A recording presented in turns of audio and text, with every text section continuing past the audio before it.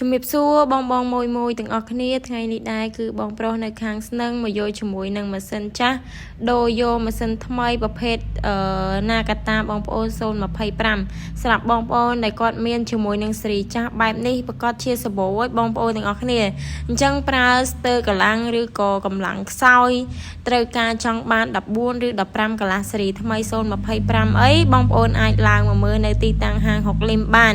ដោយគ្រាន់តែយកម៉ាស៊ីនចាស់បែបនេះគឺយកដូរយកថ្មីបានបងប្អូនថែមក៏តិចតួចដែរអញ្ចឹងបងប្អូនមានប្រភេទសេរីចាស់បែបហ្នឹងបងប្អូនត្រូវការដូរបងប្អូនអាចតាក់ទងមកកាន់ហាងយើងខ្ញុំបានវាយដូរថែមលុយគឺតិចតួចបំផុតសម្រាប់បងដែលគាត់ត្រូវការប្រភេទសេរីថ្មីចង់បានសេរីណាក៏បានមិនថាកូនកាត់មិនថាជប៉ុនឬក៏ប្រភេទយ៉ាន់ម៉ាគឺយើងមានដូចគ្នាអញ្ចឹងសម្រាប់បងដែលគាត់ចង់បានជាម៉ាស៊ីនថ្មីវាយដូរម៉ាស៊ីនចាស់ចេញបងប្អូនអាចតាក់ទងមកបានឬក៏មានម៉ាស៊ីនចាស់ចង់លក់វិញក៏បានបងប្អូនចង់ទិញដាច់វិញក៏បានដែរអញ្ចឹងងាយស្រួលសម្រាប់បងត្រូវការប្រភេទឈុតម៉ាស៊ីនគោយន្តយកទៅប្រើប្រាស់យើងមានច្រើនសេរីមែនតើបងប្អូន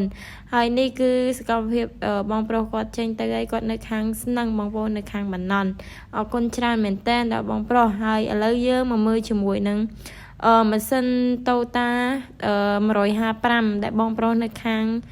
ថ្មគោលគាត់យកមកដូរដែរក្នុងថ្ងៃតែមួយបងប្អូននេះគាត់ដូរយកប្រភេទយ៉ាន់ម៉ា150កម្លាំងសេះធំមែនតែនបងប្អូនយ៉ាន់ម៉ា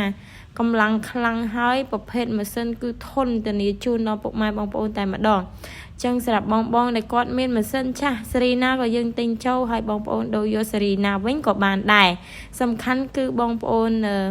ចង់បានប្រភេទបែបម៉េចគឺយើងអាចប្រាប់ទៅតាមនឹងបានបងប្អូននេះ